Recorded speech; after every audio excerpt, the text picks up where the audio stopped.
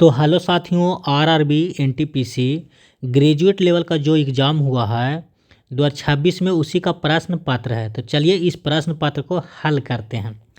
हितेश को किसी वस्तु को उसके अंकित मूल्य का 4/13 पर बेचने से 30% की हानि होती है। यदि वह उसे अंकित मूल्य के 60% पर बेचता है तो लाभ प्रतिशत कितना होगा। तो चलिए फ्रेंड इस प्रश्न को बनाते हैं। तो पहले लिख देंगे सीपी, उसके बाद लिख देंगे एमआरपी, उसके बाद लिख देंगे सेलिंग प्राइस। अब क्या कह रहा है कि अंकित मूल्य के 4/13 पर बेचने से 30% की हानि होती है। तो फ्रेंड क्या करना है कि 4/13 जो है एमआरपी ऐसा मानना है जो 13 के मल्टीपल में हो। तो हम एमआरपी को मान रहे हैं 52।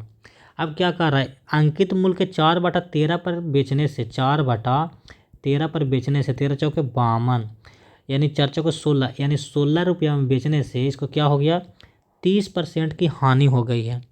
क्या हो गई है, 30% की हानि हुई है। तो 30% की हानि हुई है तो यहाँ से हम क्या निकालेंगे, सीपी निकालेंगे। तो फ्रेंड सीपी निकालने के लिए क्या करते हैं, 16 गुने 100 बटा यानी 70, ये से एक कट जाएगा, 160 बटा कितना आ जाएगा 7। 160 बटा 7 जो आया वो मेरा आ गया क्या चीज़, सीपी आ गया। 160 बटा 7 जो आया मेरा क्या आ गया, सीपी आ गया। इसके बाद फ्रेंड क्या कह रहा, यदि वह उसे अंकित मूल्य के 60% पर बेचता, अंकित मूल्य के 60% पर बेचता, तो 52 का 60% निकालेंगे तो कितना आएगा, तो 50% निकालेंगे तो कितना आ जाएगा 26। 10% निकालने के लिए एक अंक के बाद दशमलव बैठाते हैं तो वो 10% निकलता है।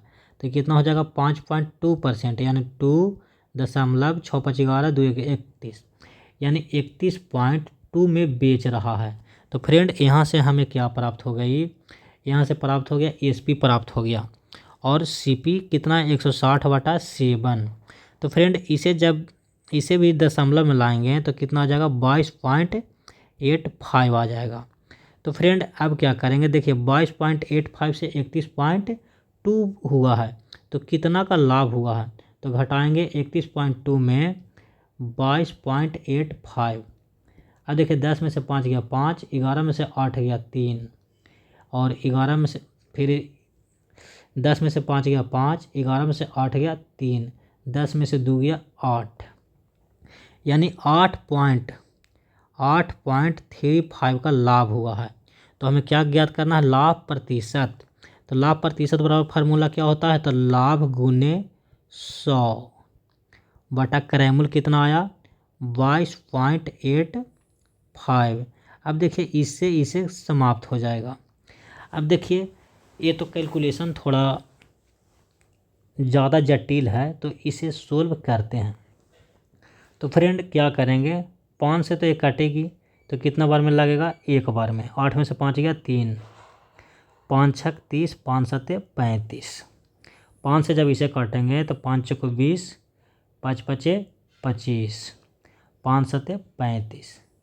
यानी फ्रेंड अभी भी एक कचरा करके फंसाए हुए हैं, क्योंकि प्रश्न छोटा है लेकिन कैलकुलेशन इसमें बहुत हार्ड दिया गया है। ऐसे प्रश्न तो एग्ज़ाम में छोड़कर भागना पड़ेगा फ्रेंड।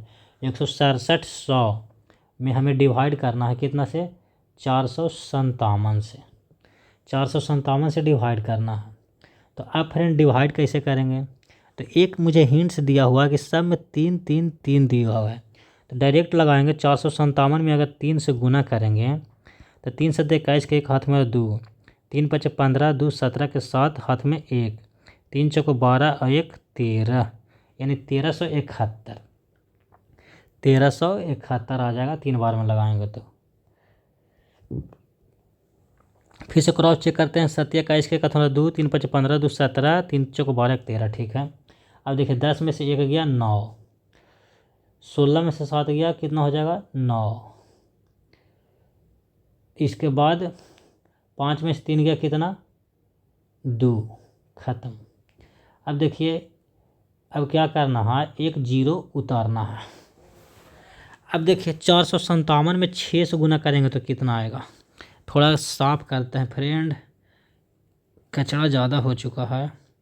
क्योंकि देखिए हम आपके सामने कैलकुलेशन कर रहे हैं, इसी वजह से लेट हो रही है।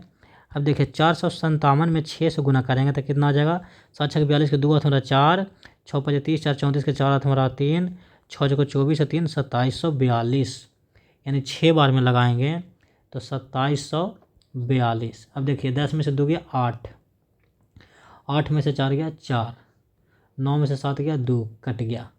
अब देखिए इसके बाद बैठाएंगे दशमलव, तो इसके बाद उतरेगा ऊपर से 0, 0 उतरेगा।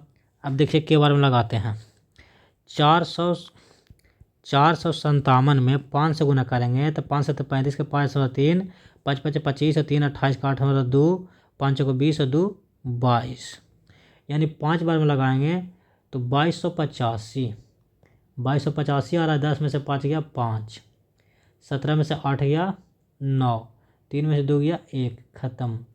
फिर इसके बाद दशमलव बैठाएंगे तो 36.5 जो आंसर आएगा फ्रेंड, राइट आंसर वो 36.5 ही आएगा, क्योंकि दशमलव से और आगे पार कर रहा है। तो कुछ एक ही दशमलव के एक ही अंक इसमें मान्य है, तो 36.5 इसका आंसर आएगा।